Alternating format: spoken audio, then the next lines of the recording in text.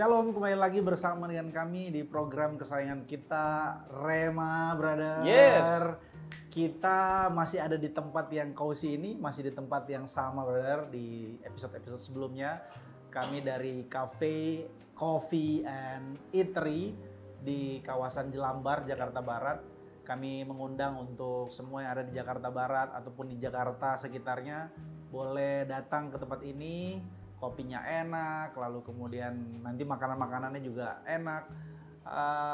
Di daerah Jakarta Barat, Brother. Yes. Ini lantai 2, lantai 1 juga keren, tadi kita sudah lihat. Cafe and Coffee Eatery. Melanjutkan apa yang kita bahas, Brother, di episode sebelumnya terkait dengan keilahian Yesus dalam kitab Yohanes. Kita sudah membahas kemarin sedikit, kita review terkait dengan orang-orang yang murtad dari kekristenan atau keluar daripada Kristus. Di kitab 1 Yohanes ya, kalau nggak salah, dulu mereka bagian dari kita, lalu sekarang bukan bagian dari kita. Apakah, aku sedikit mereview, apakah orang-orang ini memang karena tidak dapat asupan pengajaran yang benar-benar mendalam? Ini juga autokritik buat para pengajar kali ya, pendeta-pendeta. Atau karena memang dari sejak kecilnya nggak diajarin, bener.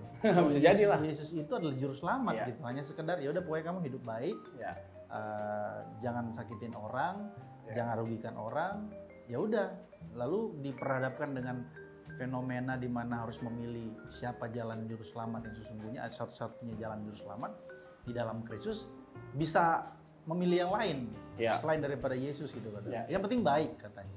Nanti Brother bisa elaborasi itu lebih jauh. Apa nih peran kita sebagai pendeta, sebagai orang tua bagi generasi-generasi selanjutnya supaya juga jangan terjadi orang yang kemudian meninggalkan Kristus, kan sayang gitu, Brother. Iya. Menuju kebinasaan dia. Ya, dan kita bukan bermaksud untuk menghakimi. Kita tahu lah ujung dari orang yang meninggalkan Kristus itu adalah kebinasaan.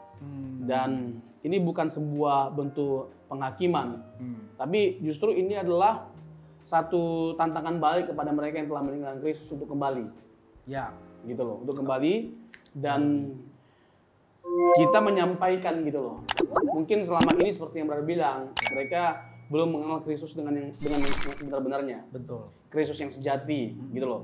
Kristus yang disuarakan oleh Injil atau para rasul, yang untuk itulah mereka mati, untuk Yesus yang bangkit, gitu loh. Mereka sampai pada titik mempertaruhkan nyawanya.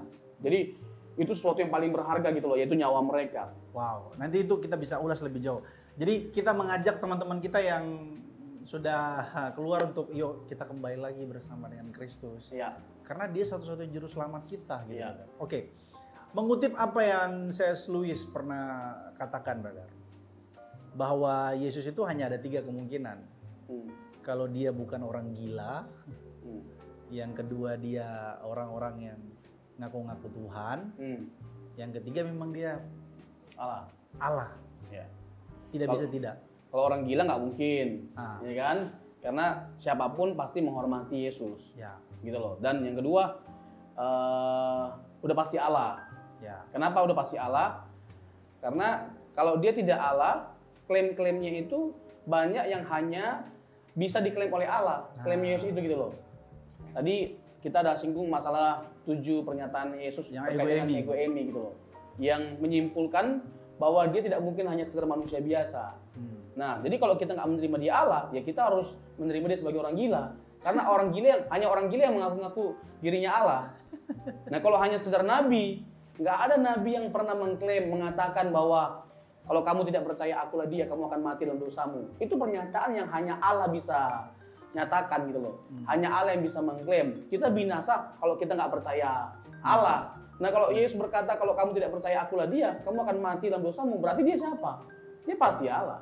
Gitu loh. Dia mengklaim bahwa dia adalah jalan kebenaran dan hidup, ya kan? Bahwa dia setara dengan Bapa, aku dan Bapa adalah satu, Yohanes 10 ayat 30, ya kan? Yohanes 5 ayat 18, yang menegaskan kesetaraan Yesus dengan Bapa, sebagaimana Bapa tidak pernah berhenti berkarya, Yesus juga terus bekerja.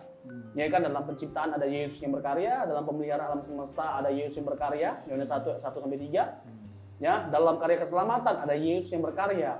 Jadi ada begitu banyak sekali klaim-klaim keilahian Yesus. Jadi kalau kita nggak mengakui dia sebagai Allah, ya udah kita terima dia sebagai orang gila. Ya. Itu konsekuensinya. Gitu, Konsekuensi logis begitu. Oke. Nanti di beberapa menit ke depan, Brother, kita coba bahas sesuatu yang sedikit agak teknis. Nanti di segmen kedua ingatkan saya untuk kita bahas tentang Yahweh. Yesus adalah Yahweh. Karena juga banyak juga anggapan bahwa Yesus itu ya Allah minor, bukan Yahweh. Gitu. Tidak setara dengan Bapa. Nah, di kesempatan ini kita coba membahas terkait dengan keilahian Yesus, korelasinya dengan kebangkitan. Kita sudah bahas di sebelum-sebelumnya tentang pra-eksistensi Yesus dan kemudian mengapa Kristus menjadi satu-satunya juru selamat melalui kematian. Mungkin itu bisa diulas sedikit, Brother, sebelum kita ke kebangkitan. Mengapa harus melalui kematian, Brother? Yang kedua pertanyaannya adalah, benarkah Yesus itu yang ilahi? Ada juga anggapan bahwa dia itu tidak ilahi karena dia dibangkitkan oleh Bapa, bukan bangkit sendiri.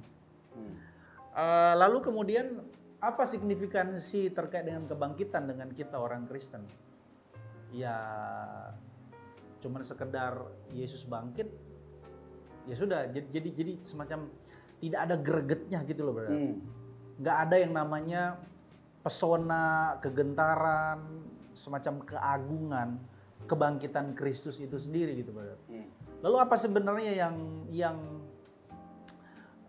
kan banyak tuduhan bahwa Yesus itu tidak bangkit, bahwa Yesus itu juga tidak mati, dia langsung diangkat ke sorga, diserupakan dan lain sebagainya. Ini mungkin kita bisa ulas supaya juga ini tidak jemu-jemu untuk mengajar jemaat. Yang pertama tadi soal mengapa dia harus mati dan lewat jalan salib. Apa kata Injil Yohanes terkait dengan kematian Kristus, lalu kebangkitan Kristus nanti sedikit terkait dengan apakah Yesus bangkit sendiri atau dibangkitkan oleh Bapa kalau dia betul-betul ilahi. Lalu apa signifikansi kebangkitan itu untuk kita saat ini?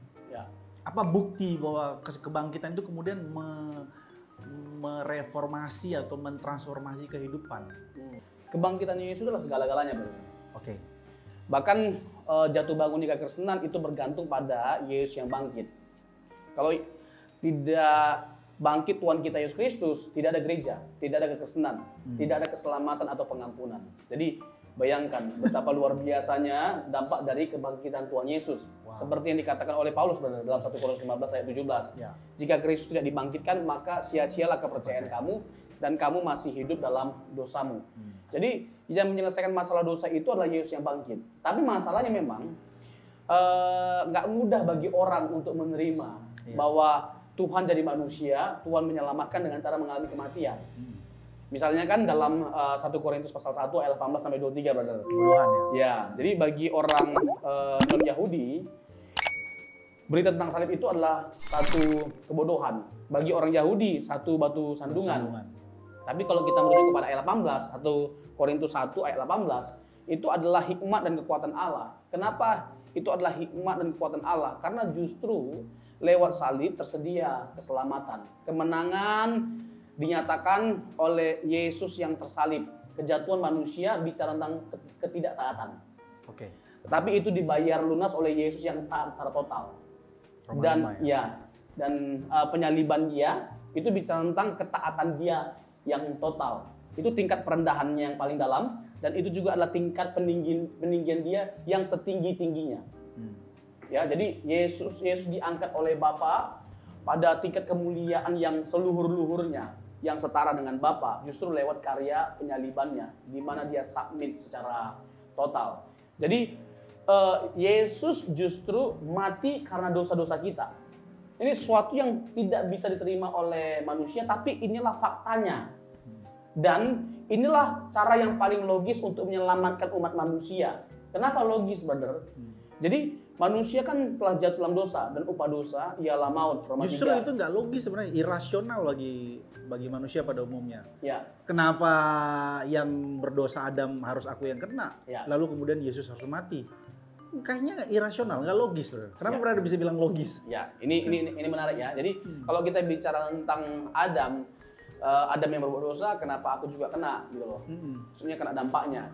Sederhana, kan Adam dan Hawa itu adalah perwakilan umat manusia.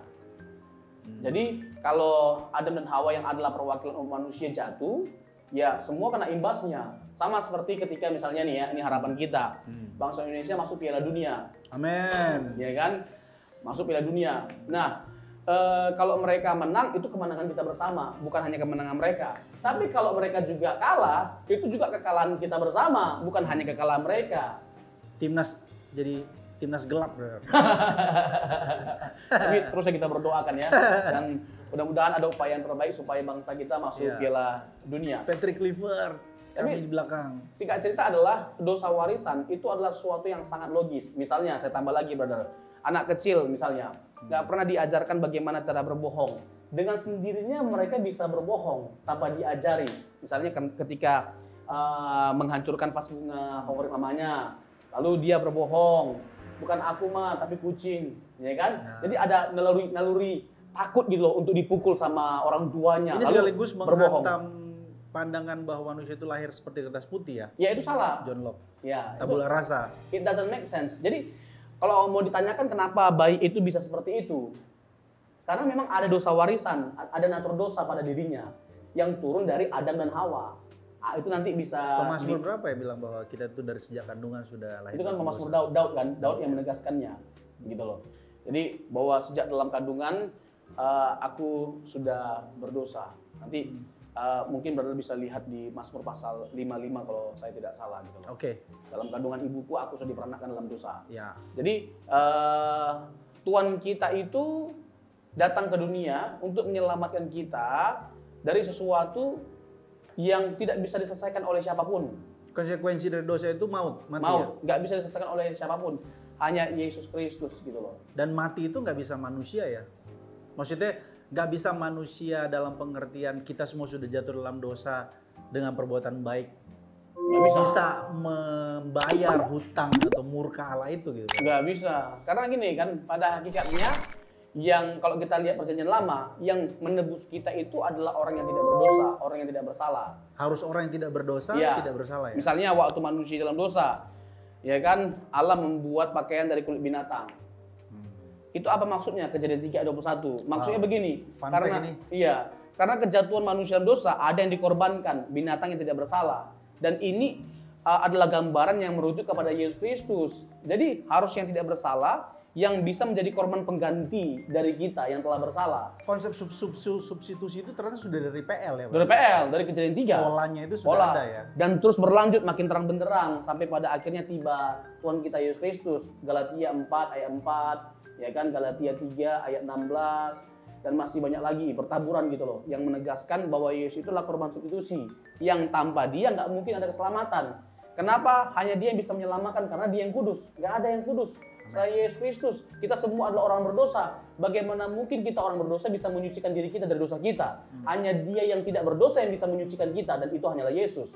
Yesus benar-benar suci nggak? Yesus benar-benar tanpa salah nggak? Banyak sekali ayatnya. Ibrani 4 ayat 15, Yohanes 8 ayat 46, 1 Petrus 2 ayat 21-22. Semuanya itu menegaskan Yesus tanpa dosa, tanpa cacat, tanpa celah. Bahkan dari kitab Yohanes sendiri pun berkata bahwa hanya dari sorga yang bisa membawa kita ke sorga kan? Yohanes 3 ayat 13-14. Jadi hanya pribadian dari sorga yang bisa membawa kita ke sorga. Tapi ini perlu dilanjutkan, brother. Siap. Ini menarik sekali. Nanti kita lanjut.